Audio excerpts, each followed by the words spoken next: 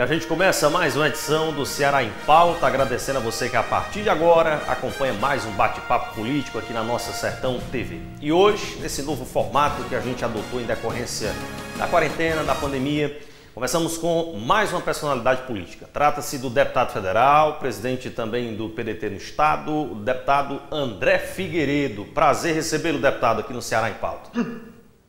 Prazer participar do Ceará em Pauta, meu amigo Fabiano. Um grande abraço a você, a todos os nossos telespectadores, aliás, os internautas aqui. E dizer que é muito bom a gente ter esse canal de comunicação para que a gente possa dialogar com a população, não apenas do Ceará, mas do Nordeste, mesmo do Brasil.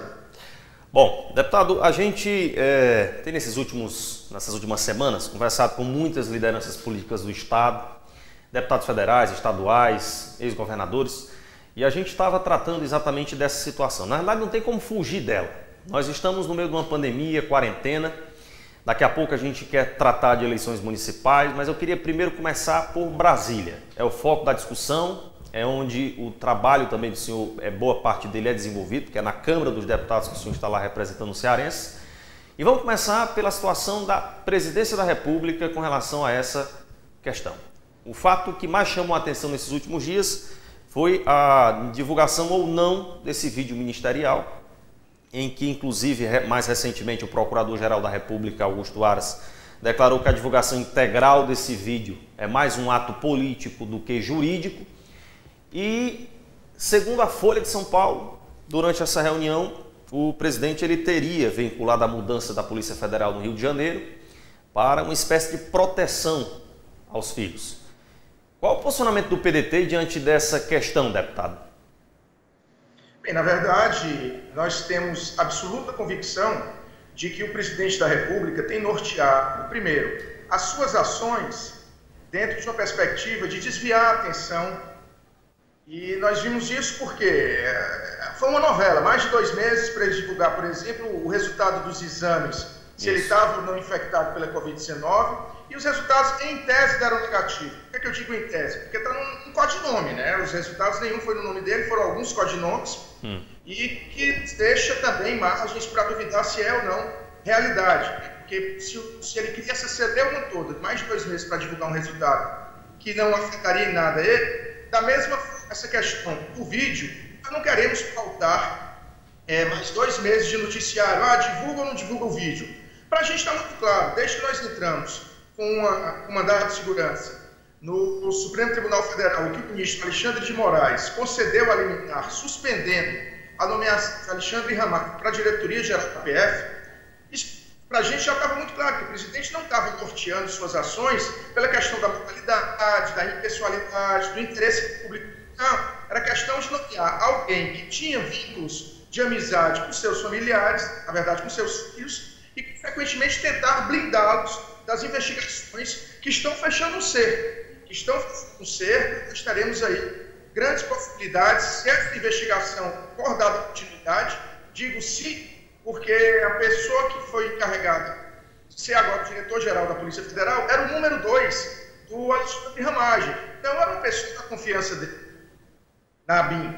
Né? E também o novo superintendente da Polícia Federal, no Rio de Janeiro, também não sei se terá, digamos assim, condições de dar prosseguimento da forma como está sendo feito. Enfim, nós vamos trabalhar em todas as esferas, seja no campo político, no campo legislativo, no campo jurídico, de modo a que o Brasil não aceite absurdos como a falta de transparência e a falta de compromisso do presidente, não apenas com a população brasileira, que a gente está vendo aí no enfrentamento da pandemia, ele está sendo pouco caso da morte de milhares de brasileiros, da morte de mais de 1.300 cearenses, e a gente fica vendo o presidente andando de jet ski. É lamentável ver isso por parte do presidente da República. Agora, nós também não podemos aceitar que ele ache que ele pode governar sem ser transparente, que ele possa governar sem dar explicações para a opinião pública. Nós, do PDT, dos partidos de oposição, e digo para além disso, boa parte dos partidos que estão no Legislativo já não suportam mais esse descaso do presidente com o Brasil.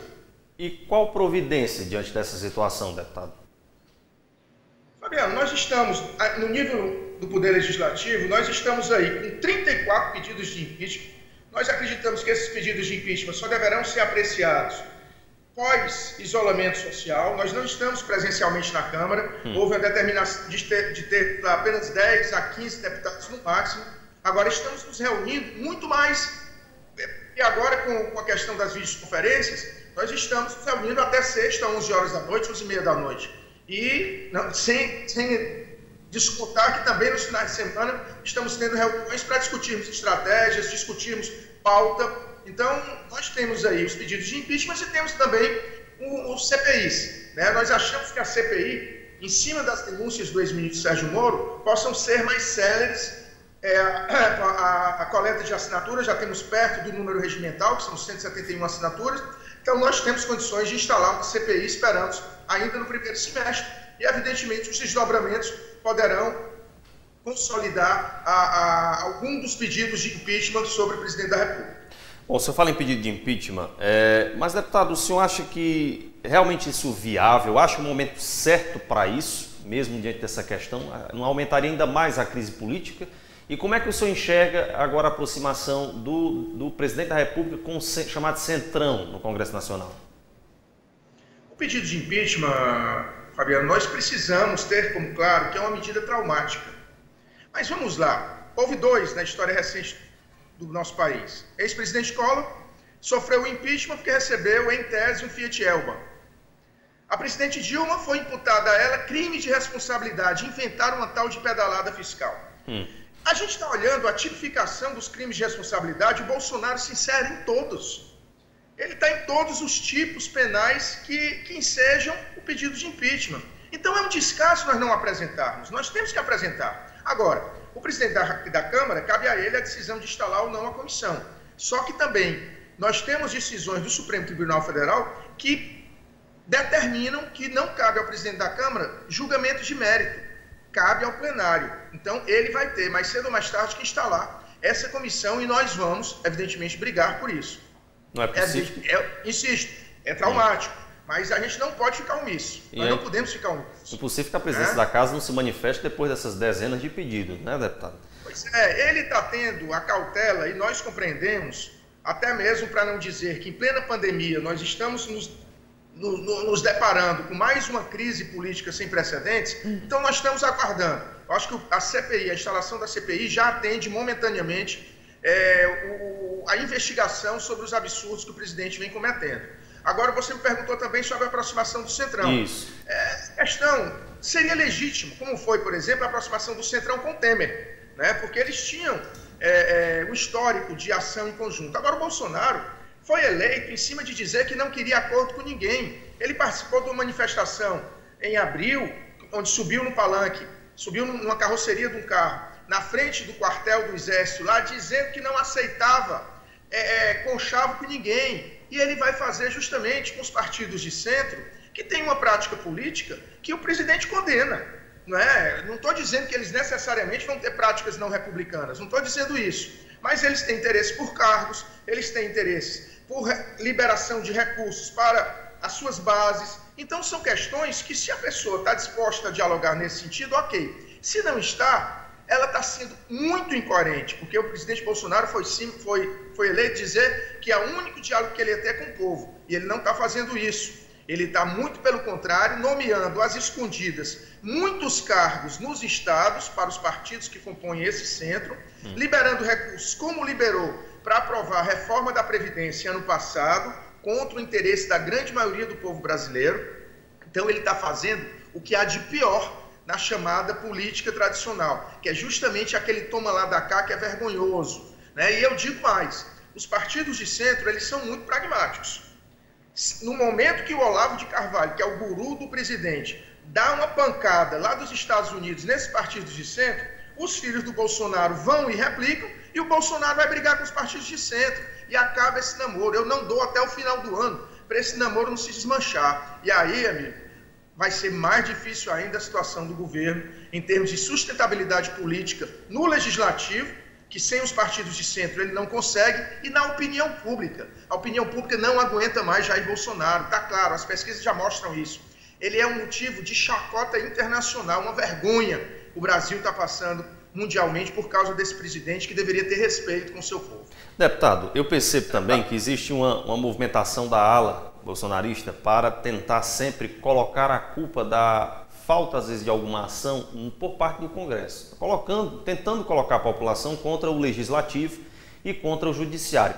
Vocês, enquanto deputados, como é que vocês se sentem, mesmo estando na ala de oposição, já é claro o posicionamento, mas como é que recebe, né, como é que você recebe esse movimento por parte da Presidência da República, quando ele tenta colocar a população contra o Legislativo, contra vocês, deputados e senadores? Não, a resposta que a gente inicialmente estava dando era, evidentemente, repudiando, mostrando fatos. Agora a gente está trabalhando, sabe, Fabiano? A gente agora, para todas as ações, a gente precisa mostrar que o Poder Legislativo, diferentemente do Poder Executivo, o Poder Legislativo está tendo a celeridade necessária. Nós aprovamos o projeto de decreto legislativo que decretou a calamidade em 24 horas.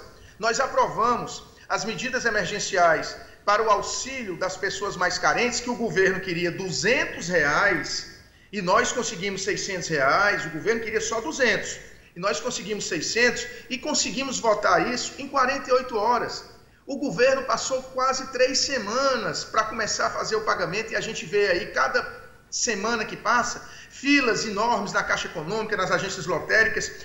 É um desprezo com essa população mais carente, revoltante. Então nós estamos trabalhando, aprovamos rapidamente o projeto da ajuda aos estados e municípios e o presidente da República passa mais de uma semana para sancionar, ainda não sancionou no dia de quinta-feira passada, ainda não tinha sido sancionado. Então nós temos aí a clareza que o presidente não tem rapidez, ele quer o quanto pior melhor. Nós do Poder Legislativo estamos trabalhando e é muito interessante para quem está acompanhando a TV Câmara ver que temos debates, evidentemente, temos debates virtuais, mas temos, acima de tudo, a preocupação com o enfrentamento da pandemia. Acima de tudo, a preocupação de buscarmos caminhos que possibilitem que a população sofra o menos possível. E é isso que nós estamos fazendo, em resposta ao desdém do presidente nessa questão tão séria que é o coronavírus.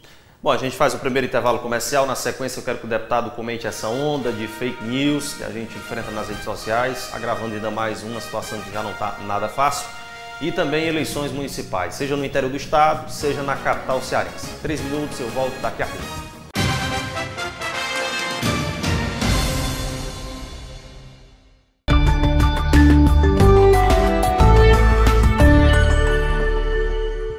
A Sertão TV chegou para alegrar a nossa gente.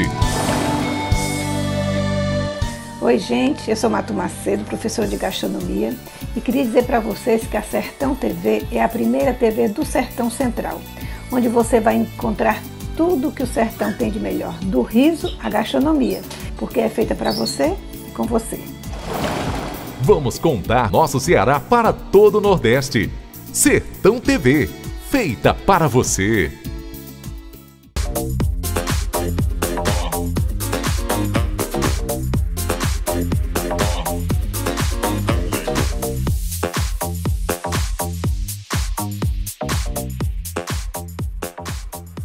Eu uso o Brisa Móvel, o chip da BrisaNet que me deixa conectada o dia inteiro.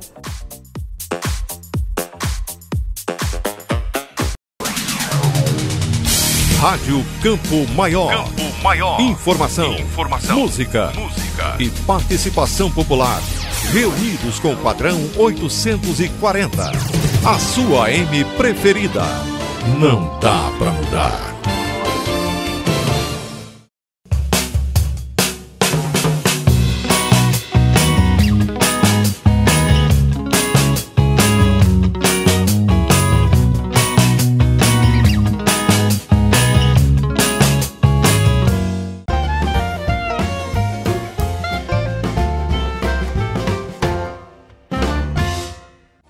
Oi, gente, eu sou o Ciro Santos. Olha só, nessa quarentena, nesse isolamento, é claro, eu tô lendo bastante. E o que eu tô lendo agora é a biografia do Rick Martin. Rick Martin eu. Pense numa pessoa fantástica, pense num ser humano bom. Então eu tô indicando para vocês a leitura da biografia do Rick Martin eu. Ok?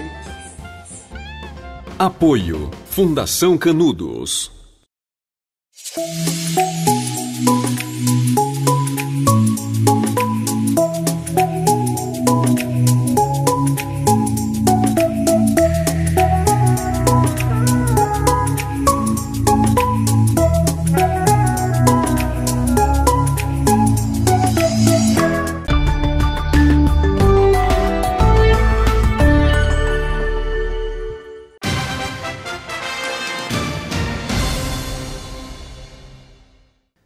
volta com o Ceará em Pauta, a gente segue conversando com o deputado federal André Figueiredo, ele que é do PDT.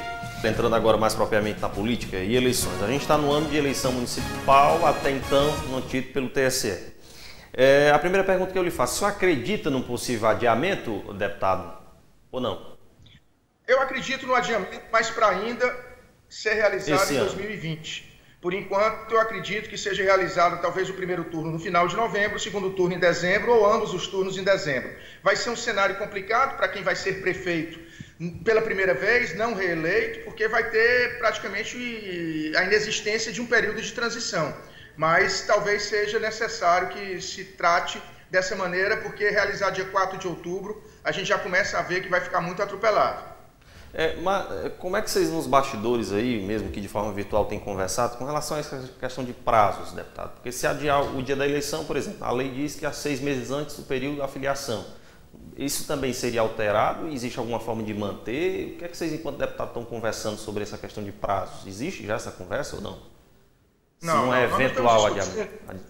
Nós não estamos discutindo nada de pauta eleitoral. Até agora não discutimos absolutamente nada, até por conta de que todos os esforços da gente, como eu disse anteriormente, estão sendo direcionados ao coronavírus, ao enfrentamento do coronavírus. Então, nós queremos cada vez mais deixar isso como claro, né? Agora, os prazos, o de filiação foi o último dia 4 de abril. Eu não creio que isso seja modificado. De forma alguma, esse prazo não será modificado. O prazo de realização das eleições será excepcional. Talvez, evidentemente, a gente tenha que adiar, pela questão das regras de isolamento, a realização das convenções. Isso ainda será discutido, porque seria de 20 de julho a 5 de agosto. Isso. Mas isso ainda não está sendo discutido, Fabiano. Deputado, o PDT, vocês estão aí isolados, estão mantendo quarentena, isolados não, na quarentena, e meio que esse período, ele veio para, num dito popular, mesmo aqui do nordestino, meio que quebrou as pernas dos políticos, porque estavam aí correndo, fechando alianças, parcerias políticas, visando as eleições municipais. E vocês, como é que têm lidado agora com essa nova forma de contato para tentar amarrar as pré-candidaturas no interior do estado e daqui a pouco a gente chega em Fortaleza? Bem, nós trabalhamos até o dia 4 de abril, evidentemente dentro de uma nova realidade, não sendo presencial, mas sendo por celular, sendo por videoconferência, né, sendo pelo contato de uma forma não presencial, mas que considero exitosa. Né? Nós já tínhamos, até o mês de março, avançado bastante. O que faltava apenas era a sacramentação com a filiação dessas lideranças. Então, o mês de março, né, até o dia 4 de abril, nós realizamos várias filiações. O PDT terá candidatura própria em 128 municípios do estado do Ceará. Em outros municípios, nós teremos candidaturas a vice, né? Em alguns municípios, teremos candidaturas apenas a vereador, mas serão muito poucos. Serão muito poucos onde o PDT não estará na chapa majoritária. Então, nós queremos sempre deixar muito claro, o PDT tem um objetivo de eleger pelo menos 70 prefeitos, né? Nós temos hoje, foram eleitos 49 em 2016, hoje nós temos 65 filiados ao PDT e queremos eleger 70. A nossa meta é elegermos 70, até porque muitos dos atuais não serão mais candidatos à reeleição e nós temos compromissos com companheiros que são de outros partidos. Não temos a tese do hegemonismo como característica do PDT. Todo partido quer crescer, mas não pode ser o único partido a crescer. Todos os partidos têm direito a crescer e nós respeitamos isso dentro do cenário político do estado do Ceará, onde o PDT é o maior partido, mas mesmo assim apoiamos tanto a eleição quanto a reeleição de um governador que não é do PDT, que é o governador Camilo Santana, mas que nos representa plenamente e nos enche de orgulho de termos um governador que dá exemplo para o Brasil. Deputado, aqui em Xeramobim, sede da Sertão TV, vocês estão preparando qual nome, possivelmente, para a disputa à prefeitura? Está mantida ainda a pré-candidatura do ex-prefeito Cirilo Pimenta, deputado? Sim, sem dúvida. O ex-prefeito Cirilo Pimenta é o nosso candidato, é o candidato de várias forças que compõem hoje a oposição aí em Xeramobim, e nós temos aí toda a junção de esforços, tanto do ex-governador Cid Gomes, da nossa liderança Ciro Gomes, de todo o PDT, e evidentemente a gente tem a expectativa do governador Camilo Santana também estar conosco nessa caminhada para que a gente possa ter uma candidatura muito forte do Cirilo à Prefeitura de Quixeramobim. Por falar em pré-candidatura, ainda existe uma certa indefinição com relação à capital cearense. O PDT, pelo menos, sinaliza alguma coisa, de alguma definição, e quando é que vocês pretendem bater o martelo com relação ao possível sucessor de Roberto Cláudio? Fabiano, a Prefeitura de Fortaleza é a prefeitura mais importante que o PDT tem a nível nacional. E, para além disso, a administração do Roberto Cláudio é uma administração que entra para a história do município de Fortaleza como a melhor administração que Fortaleza já teve. Ela é exemplar em todos os sentidos, né? Exemplar em termos de capacidade da equipe, exemplar em termos de resposta às demandas da população. Então, nós temos, para além da necessidade política de elegermos um candidato do PDT, nós temos a necessidade, enquanto fortalezenses, enquanto cearenses, de darmos continuidade a esse projeto. Portanto, a gente tem que trabalhar com muita responsabilidade para que tenhamos um nome que realmente represente a continuidade da gestão do prefeito Roberto Cláudio. Éramos para ter definido esse nome entre abril e maio. Era o prazo de que o prefeito de Fortaleza, que também é o presidente do PDT municipal e que está comandando o processo sucessório em Fortaleza, o Roberto Cláudio, que ele estava mais ou menos dialogando na perspectiva entre abril e maio, nós fecharmos no nome. Por conta da concentração de esforços para que nós possamos, evidentemente, enfrentar o coronavírus, onde Fortaleza tem uma incidência elevadíssima, não obstante as ações muito bem planejadas no hospital de campanha do PV, na destinação das UPAs também, com leitos de UTI, nós temos aí a certeza de que Fortaleza hoje está, não obstante ser a terceira capital do Brasil com mais casos de coronavírus, nós estamos tentando, ao máximo possível, mitigar os seus efeitos. Então, o que nós queremos aqui, o prefeito tem dito, assim que começar a curva a descer, curva exponencial de crescimento da pandemia, talvez seja o momento de voltarmos a ter esse diálogo, acredito que no mês de junho, voltarmos a ter o diálogo para que nós venhamos apresentar à população de Fortaleza qual será o nome que o PDT apresentará para as eleições de 2020. O senhor arriscaria dizer algum ou não? Prefere não citar? Não, eu posso dizer os que estavam cogitados e não serão. O senador Cid Gomes continua com o título em Sobral. A vice-governadora Isolda Sela também, título em Sobral. O líder do PDT na Assembleia, o deputado Guilherme Landim, com título em Brejo Santo. Então, esses três que eram possíveis nomes não serão, né? Então, nós temos vários outros aí que são nomes respeitáveis. O secretário Samuel Dias, o deputado estadual Salmito Filho, certo? Nós temos aí o presidente da Assembleia, José Sarto. Então, nós temos alguns nomes que são extremamente capacitados para dar continuidade à gestão do Roberto Cláudio. Mas, para além desses três que eu nominei, existem vários outros. Existem vários outros que, sim, poderão ser escalados para essa missão grandiosa, que é suceder o maior prefeito da história de Fortaleza, que é o Roberto Cláudio. Deputado, o senhor falava na questão de respeito à intenção dos outros partidos também na questão da filiação. Queria que o senhor comentasse duas situações. Como foi que vocês do PDT enxergaram também o fato da saída de algumas lideranças do partido para o PSD de Domingos Filho e como é que está o relacionamento de vocês com a ala do ex-vice-governador? Não, o relacionamento é bom. Eu, particularmente, tenho um excelente relacionamento, tanto com o Domingos Filho, quanto com o deputado Domingos Neto, quanto com a deputada Patrícia Aguiar.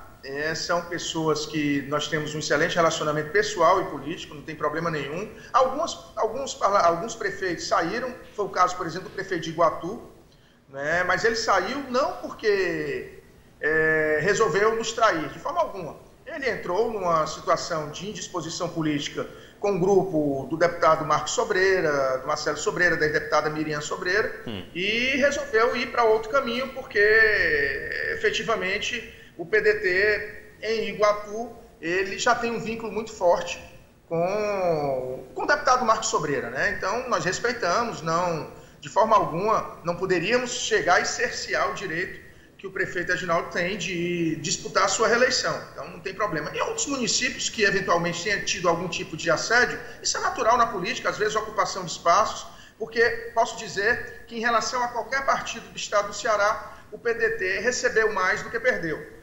Nós tivemos aí agora, o PSD cresceu muito, evidentemente, mas pouco ele tirou do PDT, tirou mais de outros partidos. Então, Então nós temos aí, claro, dentro dessa política que nós temos de respeito mútuo, um caminho muito bom a ser traçado juntamente com os partidos que fazem parte da base do governador Camilo Santana. O segundo ponto que eu queria que o senhor também manifestasse a opinião é com relação ao fato de, a nível estadual e principalmente nacional, na figura aí do Ciro, que tem se posicionado muito contrário às ações da ala bolsonarista, e o PDT tem se colocado como um partido de oposição àqueles que apoiam, né, a ala, no caso da situação. Apesar do distanciamento, da saída do presidente do PSL, mas ele ainda é tido como um partido bolsonarista. Inclusive, palavras ditas pelo próprio presidente do Estado, o deputado Heitor Freire, é de que eles são soldados de Bolsonaro. Mas, deputado André, no interior do Estado já há arranjos e parcerias entre o PDT e o PSL. Os partidos eles já estão se alinhando a nível municipal, ou seja, a ala bolsonarista com a ala do PDT. Como justificar essa aliança municipal quando a gente olha para Estado e Brasil e vê um cenário totalmente diferente? Não é um pouco contraditório para o partido aceitar esse tipo de aliança no interior do Estado, deputado? Como é que o senhor justificaria? Fabiano, veja bem, todas as alianças que venham a ser feitas nos respectivos municípios, dependendo do porte do município, tem que ser referendado pela direção estadual. E se for um município de médio para grande porte, tem que ser pela direção nacional. Existe um indicativo do PDT não fazer aliança com qualquer tipo de candidatura bolsonarista. Nós não vamos fazer alianças com candidatos que defendam o presidente Bolsonaro, esteja onde esse candidato estiver. Nós não faremos isso nesse ano de 2020. Mas quando o PSL, você mesmo falou. Quando é o contrário. Você mesmo falou que o PSL hoje não tem apenas bolsonaristas. É verdade. O PSL hoje, enquanto partido político, existem pessoas que continuam sendo aqueles ortodoxos, né, que seguem igual a gado, né, o presidente Bolsonaro, e existem aqueles que já são contrários, completamente contrários à gestão do Bolsonaro. E por isso que eu digo que cada caso será devidamente avaliado. Se antes tínhamos uma proibição total de composição com o PSL, por conta desse afastamento, que em tese gerará o partido chamado Aliança pelo Brasil, com esse grupo nós não queremos conversa de forma alguma.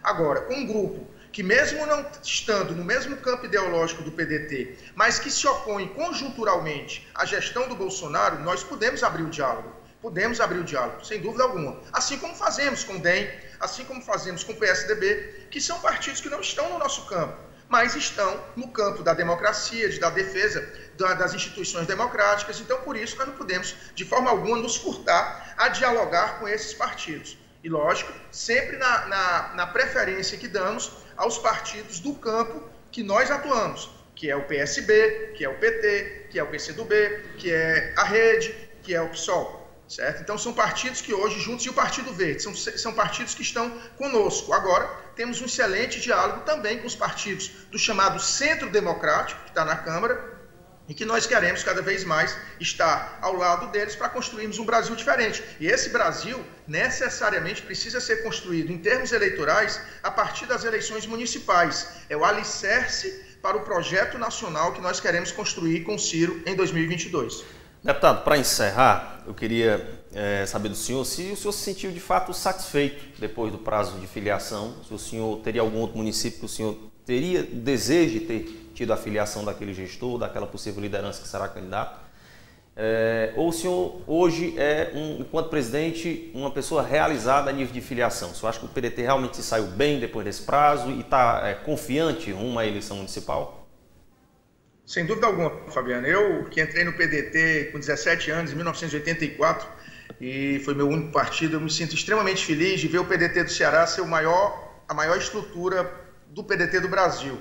Né? Nós temos hoje, para além do número de prefeitos e vereadores, nós temos 14 deputados estaduais, nós temos 6 deputados federais, um senador, a vice-governadora, o prefeito de Fortaleza. Então, o PDT do Ceará, para mim, é motivo de muito orgulho. Né, a gente vê que esse resultado está dando frutos, esse resultado está trazendo mudança na vida das pessoas, porque nós estamos, dentro do processo também de qualificação dos nossos candidatos, modificando o panorama de muitas cidades. Muitas cidades estão sendo modificadas, focando mais na educação, focando mais no desenvolvimento humano, focando mais naquela estrutura de não ter aquelas práticas que deixavam a população sempre pobre, sempre muito pobre, para ficar dependendo de favores nas épocas eleitorais. Nós queremos construir um novo Brasil, e esse novo Brasil passa justamente pela mudança das mentalidades. E é isso que me faz sentir feliz. Poderíamos ter mais prefeitos filiados ao PDT agora em 2020? Sim, poderíamos. Mas a gente também, como eu disse anteriormente, não queremos ser hegemônicos.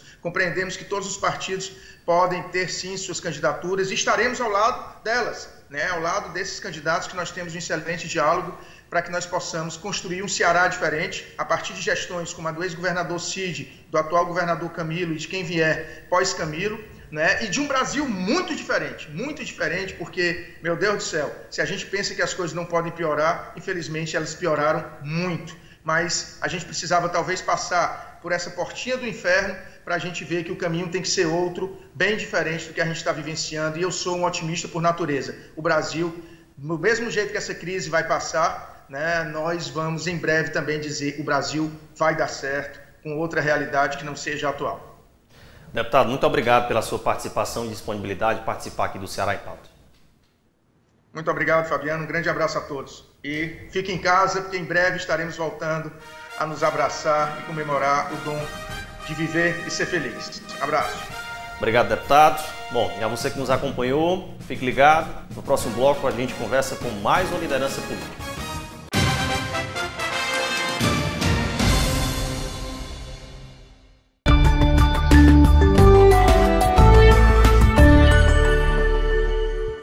A Sertão TV chegou para alegrar a nossa gente. Alô, galera do meu Ceará, turma boa do meu Brasil, Paulo Júnior aí chegou, passando aqui para falar para vocês que eu também estou na programação da Sertão TV, canal 180 da Brisanet. Se liga aí, é show. Um abraço do velho. Vamos contar nosso Ceará para todo o Nordeste. Sertão TV, feita para você. Às vezes, a melhor escolha da noite é decidir ficar em casa quebrando recordes com os amigos. Ou, quem sabe, realizar uma chamada para falar, ouvir e rir de forma ilimitada. Você pode ligar a TV e dar de cara com o melhor jogo da temporada. Ou resolver vestir a sua melhor roupa para ir em busca do que te faz feliz. Seja qual for a sua decisão, conte com a gente. Brisanet, levando o mundo até você. Esta é a Canudos FM 106,7, emissora pertencente à Fundação Canudos, integrante do Sistema Maior de Comunicação. Canudos FM, aqui fica.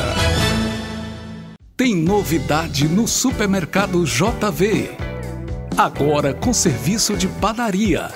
Espaço amplo, agradável, variedade de produtos e bom atendimento. Em breve, reinauguração. Supermercado JV, uma economia para você.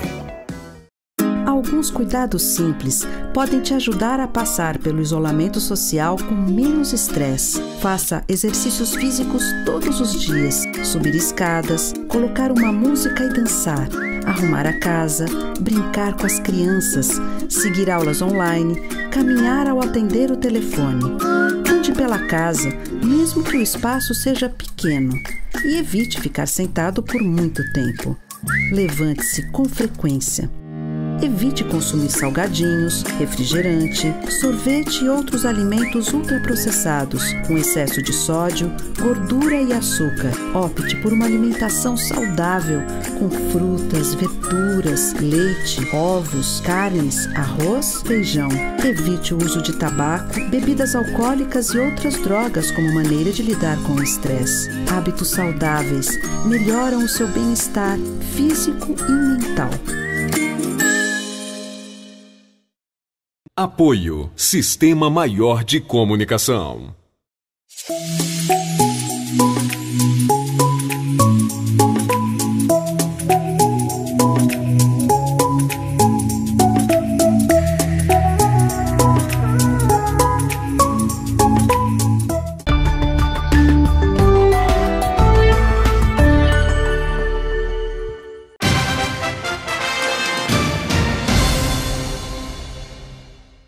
O programa Ceará em Pauta, conversa agora com o deputado quixeramobinense José Nobre Guimarães, do Partido dos Trabalhadores. Deputado, seja bem-vindo aqui ao programa, é um prazer conversar com o senhor. E para a gente começar, o nosso primeiro assunto não poderia deixar de ser a situação da pandemia, o coronavírus, que tem preocupado todos os brasileiros, os cearenses em especial e também, por que não dizer, os quixeramobinenses. O senhor tem acompanhado a crise sanitária e, em meio a essa crise sanitária, temos também uma grande crise política. Como é que o senhor está avaliando esses dois cenários nesse momento em todo o país? Aristênio, meu caro Aristênio, meus caros, os que fazem todo o sistema de comunicação, né? O Ceará em Pauta, que é um programa que é ouvido, que as pessoas comentam, que as pessoas se relacionam e sempre buscam dele. Nesse programa, eles têm a boa informação, a verdadeira informação. Mas a crise, eles têm, é de grandes proporções. Nós temos a junção de três crises. A crise sanitária, e o governo não atuou corretamente para enfrentá-la, fez de conta que não existia, zombou da gravidade da crise, insinuou que era uma gripezinha e, portanto, a crise tomou conta do Brasil. 20 mil mortos. 20 mil mortos. Imagina o que isso significa para as famílias brasileiras. É um desespero generalizado, porque a estrutura de saúde pública não comporta. Nós não temos as UTIs, os leitos de UTI suficientes, nós não temos aparelhos de equipamento, os EPI, os equipamentos de proteção individual, nós não temos o aparelho respirador suficiente. Enfim, os insumos fundamentais para conter e tratar a pandemia são insuficientes, porque o governo fez de conta que não existia, foi de uma irresponsabilidade, está aí o resultado. O maior responsável pelo agravamento dessa crise é o presidente Bolsonaro. A crise econômica, porque não é feito nada para conter o desemprego, as pessoas estão perdendo emprego, e a perspectiva é que 25 milhões de pessoas até o final do ano cheguemos à taxa de 25 milhões de pessoas. Imagina quantos países dentro dos 25 milhões, vários países que estão dentro desse índice de desemprego no Brasil. E a crise política, porque é um presidente que todo dia comete graves delitos que agride a democracia, as liberdades e a liberdade de imprensa. Esses fatos todos conformam uma crise de grandes proporções. Qual tem sido o nosso comportamento, e eu como deputado federal? Ajudar. Não é momento de discutir absolutamente nada que não seja a solidariedade que nós temos que estender às famílias cearenses e às famílias brasileiras. Ajudar o governador Camilo Santana. E qual é o meu papel como deputado federal numa crise como essa? Primeiro, votar projetos, é importante que ajude a população, como nós já votamos. Eu posso citar aqui inúmeros projetos que a Câmara já aprovou, alguns deles até de minha autoria. Por exemplo, o auxílio emergencial de R$600, que nem todo mundo ainda recebeu a primeira parcela e tem que ter a segunda e a terceira. São 3 parcelas. Eu já apresentei um projeto de lei, está tramitando, deverá ser votado em breve. Daqui a pouco teremos uma reunião dos líderes e eu vou colocar como prioridade, que é a questão de prorrogar a manutenção desse auxílio, pelo menos até o final de dezembro. É o mínimo que o país pode fazer com essas pessoas, essas famílias que estão recebendo esse benefício. É um projeto importante.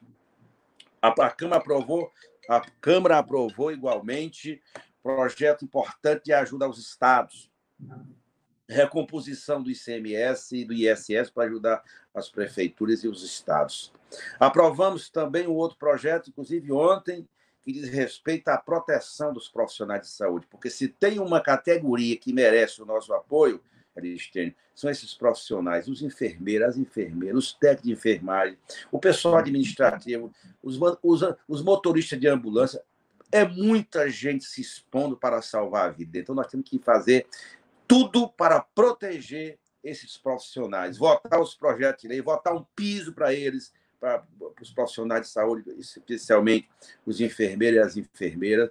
Então, nós votamos já vários aspectos de um projeto para ajudar esses profissionais. Aprovamos um projeto que foi muito importante, que é a ajuda para as micro e pequena empresa. na tentativa de manter os empregos. O governo não sancionou ainda. E nós incluímos nesse projeto, no PL 873, que foi do auxílio emergencial, que foi para o Senado, e infelizmente o presidente vetou, nós incluímos várias categorias que elas poderiam receber o auxílio emergencial. E ele vetou. Os pescadores artesanais, né? Os pipoqueiros, as pipoqueiras, as diaristas. Tem várias categorias que precisam desse auxílio emergencial que não tem como sobreviver. Ele disse que vetou. Ele anunciou que vai vetar. São 28 itens que ele vetou e que nós vamos derrotar o veto. E vários outros projetos, e agora tem 2 que, nesse momento, são fundamentais. O primeiro deles é o projeto do emprego, a medida provisória 936, que nós vamos votar na próxima terça e quarta-feira. Garantir, pelo menos para quem ganha até 3 salários mínimos na iniciativa privada, esses empregos sejam mantidos. Em compensação, o governo financia as empresas com o compromisso de elas não demitirem. É muito importante. Crédito para a empresa com o compromisso dela de não demitir.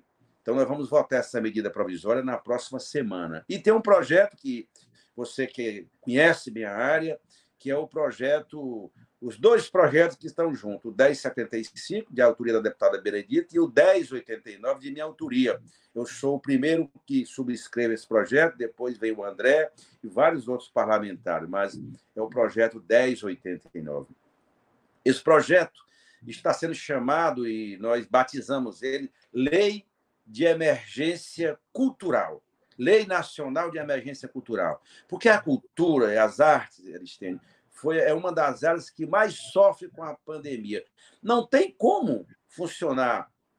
Os artistas que vão apresentar um show é aglomeração. O teatro é aglomeração. A roda de samba é aglomeração. Né? O circo é aglomeração.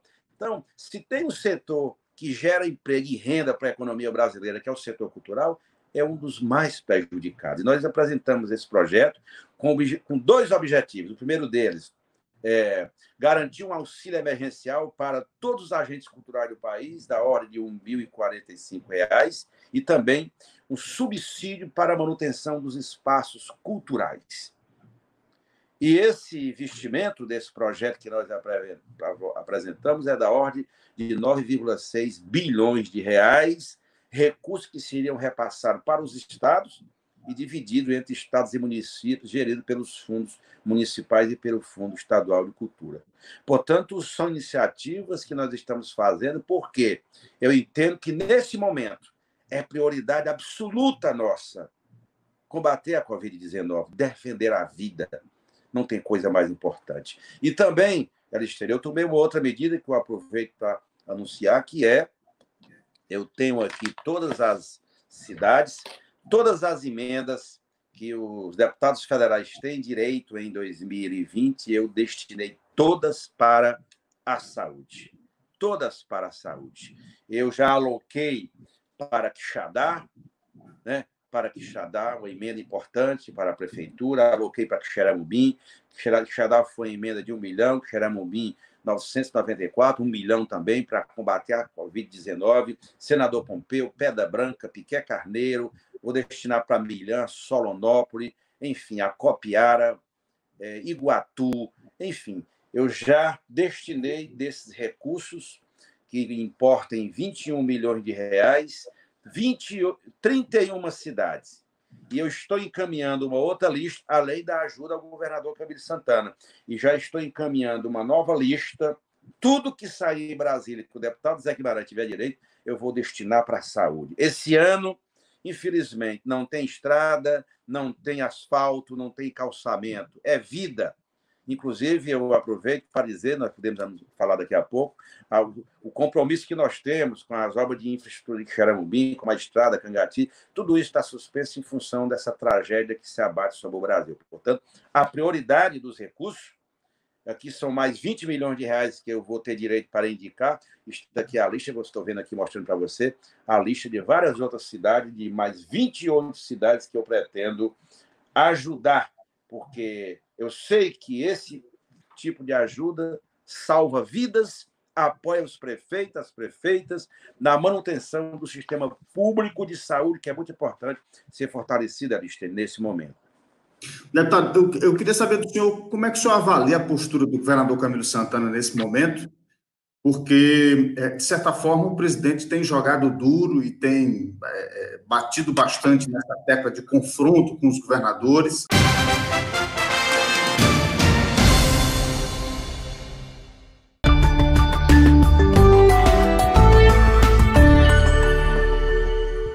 A Sertão TV chegou para alegrar a nossa gente. Olá, moçada, meu nome é Vônia Oliveira e eu venho dar uma dica para vocês muito legal, que é a dica da Sertão TV, a primeira TV HD do interior do Ceará, jogando seu sinal para o Nordeste, para o Brasil e para o mundo. Se liga na Sertão TV.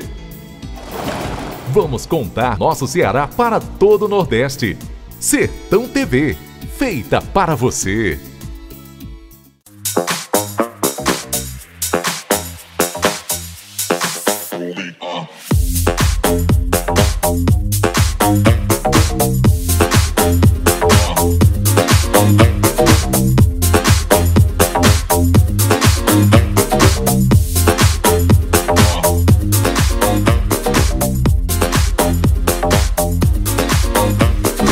G Brisa Móvel, na velocidade das suas emoções. Surgiu a dúvida? Quer saber o que aconteceu? Acesse Quixeramobim agora. Simples, prático, objetivo. Com um só clique, você sabe de tudo. Quixeramobimagora.blogspot.com.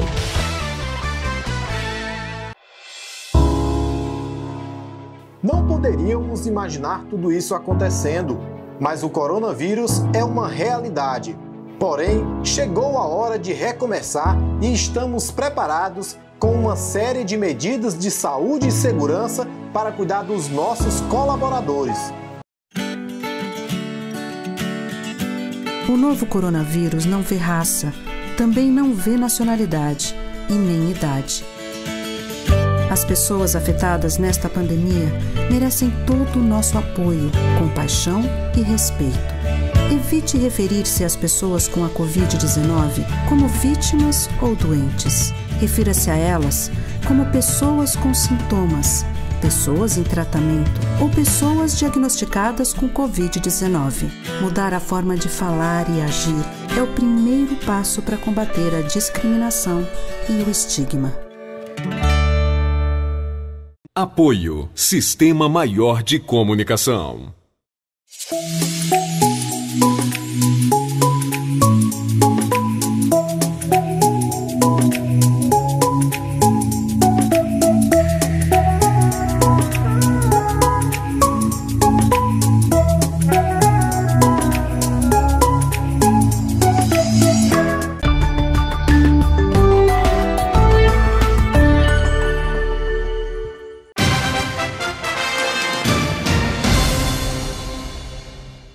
Nós estamos de volta pelo canal 180 da BrisaNet, com um sinal disponível nos estados do Ceará, do Rio Grande do Norte, da Paraíba e também de Pernambuco. Este conteúdo vai também estar disponível para você em breve nas nossas plataformas digitais. Deputado, eu queria saber do senhor como é que o senhor avalia a postura do governador Camilo Santana nesse momento, porque, de certa forma, o presidente tem jogado duro e tem batido bastante nessa tecla de confronto com os governadores. E os governadores têm sido aí têm passado por provações importantes nesse período de pandemia. E aí eu queria que o senhor pudesse fazer uma avaliação da postura do governador Camilo Santana nesse momento de crise no estado do Ceará e em todo o país, especialmente aqui no estado, porque tem sido um dos mais atingidos. E também pudesse falar um pouco sobre esse problema que tem dificultado muito também nessa crise, que é a distribuição e compartilhamento de fake news. Esse antagonismo muito grande nas redes sociais e esse compartilhamento de notícias falsas que tem prejudicado e muito no combate, especialmente nos municípios do interior do estado. Vejam, primeiro assim, o governador Camilo Santana tem sido um gigante. A arrecadação do Estado de abril para cá, Elistene, caiu em média 36%. Imagine como é que o governador vai manter tudo os serviços públicos que ele vinha conduzindo com tão bem, de forma a atender as demandas de todas as áreas do Estado. A arrecadação caiu 36%. Tem sido um gigante. E adotou uma postura correta, que é frente à não vacina, a não remédio que não existe, tudo é conversa fiada, não tem cientificamente uma vacina comprovada e nem um remédio comprovado que evite, que previna, não tem, a ciência não... Os pesquisadores estão desesperadamente no mundo inteiro buscando isso, analisando, fazendo, mas ainda não chegou. Eu ouvi o depoimento do Calil Filho, doutor Calil Filho, lá do hospital... o hospital do Coração em São Paulo, dos principais centros cardiológicos do país, ele dizendo que a expectativa dele, a entrevista que deu na Globo News, é que chegaria essa vacina até o final do ano. Que Deus lhe ouça para que esse mal não continue agredindo as famílias brasileiras. E, portanto, o governador Camilo Santana adotou o isolamento social. Além do isolamento social, adotou outras medidas, montou um hospital de campanha, né? Trouxe equipamentos respiratórios e máquinas e tudo mais da China. Já 2 aviões cargueiros chegaram para ajudar o governador. A constituição de novos leitos, mandando leitos para o interior. A manutenção dos hospitais regionais, como o Hospital Regional de Querombe. Tem sido um gigante na proteção da vida. Como ele diz, primeiro a vida, depois se discute a economia. Claro que nós teremos um agravamento profundo da crise econômica, uma retração econômica que vai nos levar tempo para superar.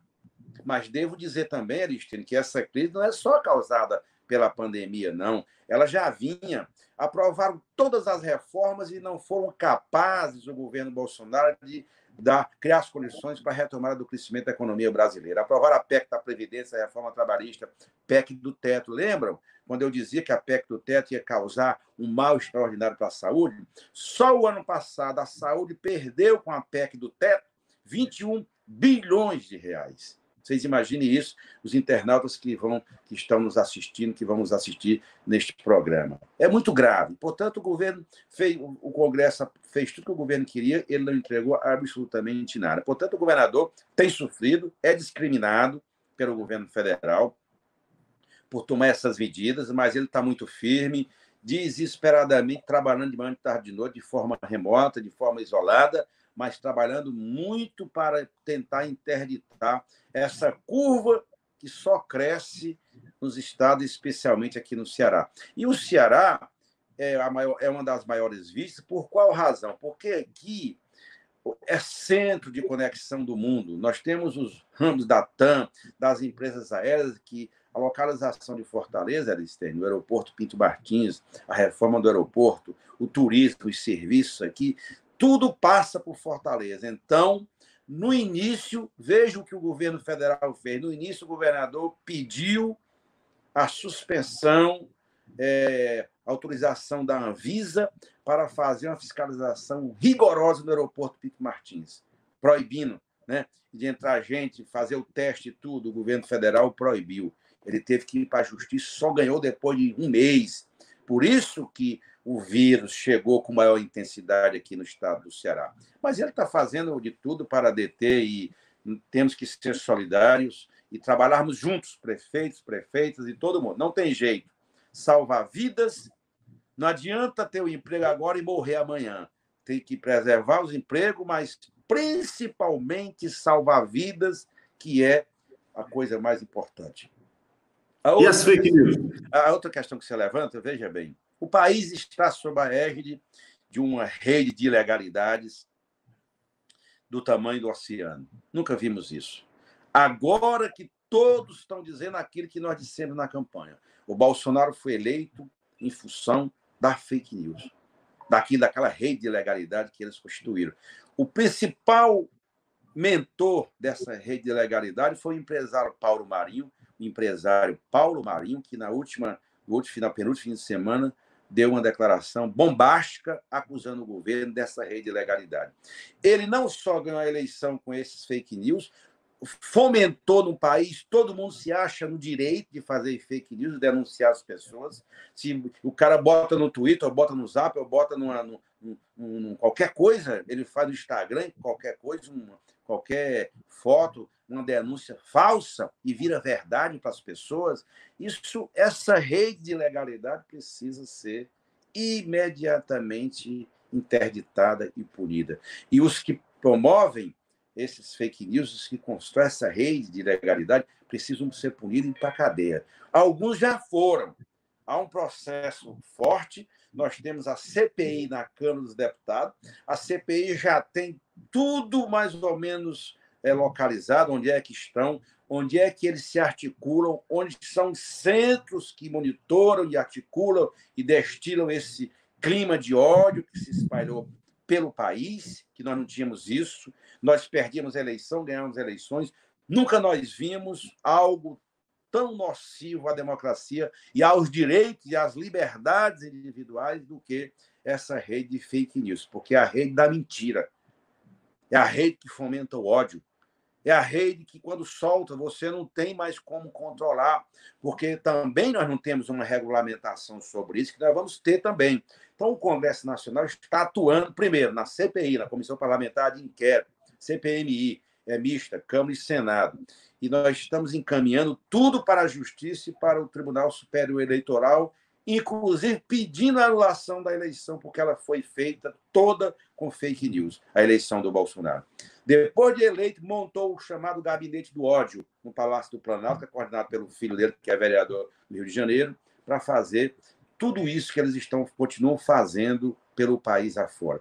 É inacreditável. A democracia brasileira não suporta, não aguenta mais 3 anos de governo Bolsonaro.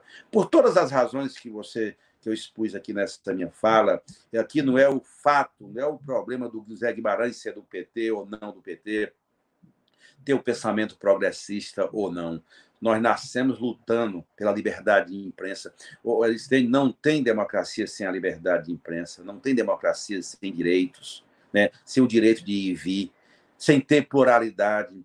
É normal, você perde a eleição, você ganha a eleição e ninguém pode ser agredido, como muitas pessoas foram agredidas, inclusive eu. Você sabe disso? Uma vez eu fui agredido aqui no avião por esses bolsonaristas que não sabem conviver com a democracia e nem sabem conviver com a diferença. O Brasil não pode. O Brasil é um continente, ele não pode conviver com isso. E, portanto, nós temos que debelar. É uma luta permanente. E agora nós estamos, um conjunto de forças da sociedade brasileira, de partidos, pedindo o impeachment do Bolsonaro. Não tem jeito, esse governo é o mal para o país, ele não serve ao país. E os seus apoiadores deveriam fazer autocrítica. Nós já passamos, Alexandre, por vários governos. Eu convivi com o governo Fernando Henrique Cardoso, com Lula, com Dilma, com Temer, com Sarney, com Collor. Nunca vimos um desastre de tal monta como esse que agora estamos vivendo com a presidência desse Jair Bolsonaro. É algo... O mundo está chocado. Deputado, outro assunto também muito importante e que tem tomado aqui as rodas de conversa na cidade, também na região, no país inteiro, é a situação das eleições. Será adiada ou não será adiada? O que é que está se discutindo no Congresso Nacional hoje acerca desse assunto? O presidente Rodrigo Maia está constituindo uma comissão de 5 deputados. Eu deverei integrar essa comissão e ele quer que logo nós discutamos uma saída para isso. Primeiro, não tem prorrogação de mandato. Não tem. A eleição tem que se realizar esse ano. 2, o máximo que pode acontecer é nós colocá-la para a segunda quinzena de novembro. É o que está sendo discutido. Ela será realizada este ano e será provavelmente, se a coisa não arrefecer, se a pandemia não diminuir, ela será adiada para a segunda quinzena, o meio de novembro, com o segundo turno no comecinho de dezembro. Mas se a coisa... Os especialistas estão dizendo que agora em junho a coisa declina. Vamos ver se isso acontece. E aí, se continuar nesse rojão, como se diz no interior, evidentemente que a eleição poderá ser adiada, não para o próximo ano, como querem alguns. É esse ano. A eleição municipal, as eleições municipais serão realizadas este ano. Ou serão em outubro ou em novembro, conforme o andamento aí da pandemia e o tamanho da extensão que ela ainda poderá ocorrer daqui para o final de junho. É mais ou menos então, isso. não tem possibilidade de mandato tampão como vinha se discutindo? Não tem, porque quem exerce mandato atualmente foi eleito, foi delegado pelo povo, e o povo delegou os atuais prefeitos e prefeitas para terminar os seus mandatos no dia 31 de dezembro deste ano. Ninguém vai prorrogar mandato, seria um assinte, seria agredir a soberania do povo. Não pode, a eleição tem que ser realizada este ano. A não ser que haja uma tragédia de grandes proporções. Mas hoje, o que está posto é eleição este ano. O que pode alterar é o prazo, é a data, se é em outubro, ou se é começo de novembro ou final de novembro. É isso que nós estamos discutindo. Jamais prorrogar mandato e nem coincidir com a eleição. Eu até defendo uma nova eleição presidencial, porque o Bolsonaro não dá. Acho que nós vamos ter que votar uma PEC. Nós estamos tentando votar a PEC das eleições. Na hora da vacância do cargo de presidente e vice, uma nova eleição. Mas isso é outra história. A eleição municipal tem que ser realizada este ano. Bom, e para a gente já ir caminhando para finalizar, eu queria que o senhor também pudesse fazer uma avaliação de como é que caminhará o Partido dos Trabalhadores nessa eleição aqui no município de Quixeramobim. Vocês já estão discutindo, já têm conversado, como é que está esses bastidores políticos aqui no município? E na região, né? Nós estamos, evidentemente, com toda a pandemia, eu nunca trabalhei tanto como tenho trabalhado nesses 2 meses, Aristênio, porque sessões remotas da Câmara todo dia, reuniões nacionais do PT, estaduais, regionais, enfim, é uma loucura esse período que nós estamos vivendo. Não é hora de discutir a eleição. A prioridade absoluta do PT nesse momento é ajudar o governador aqui no Ceará, Camilo Santana, a enfrentar a pandemia. Porém, do ponto de vista interno, nós estamos dialogando, conversando.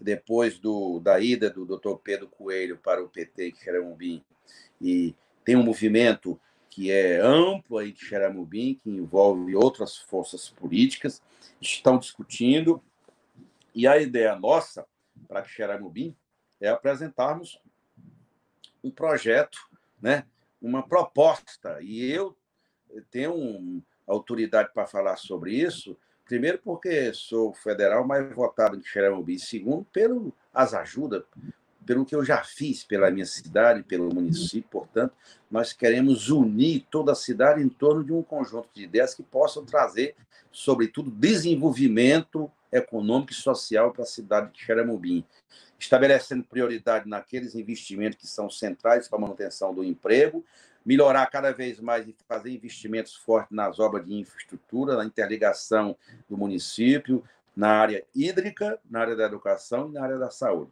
Nós queremos apresentar uma proposta que seja capaz de unir o povo de Quixeramobim, a cidade de Quixeramobim, ancorado pelo nosso trabalho que fazemos em Brasília, em defesa, juntamente com o governador Camilo Santana, em defesa de Quixeramobim e de todo o sertão central. Isso é muito importante, eu vou me empenhar para isso, tenho conversado bastante com o presidente do partido, Paulo Ferreira, com o doutor Pedro Coelho, com outras forças, né? Tenho conversado com outros dirigentes de partidos que não são do PT, mas que são aliados. Tenho conversado com muita gente, né? Eu tenho escutado, teve uma pausa agora por conta da pandemia, mas os partidos que formam um bloco de oposição aí estão discutindo, tenho dialogado com o Edmilson, ex-prefeito. Então, nós estamos conversando. Eu asseguro ao povo de Quixeramobim que é nosso desejo de apresentarmos um projeto, uma proposta que seja capaz de unir o povo, porque no momento é muito grave. Os municípios vão ser afetados fortemente com essa crise brutal, já estão sendo e vai se agravar com a crise econômica.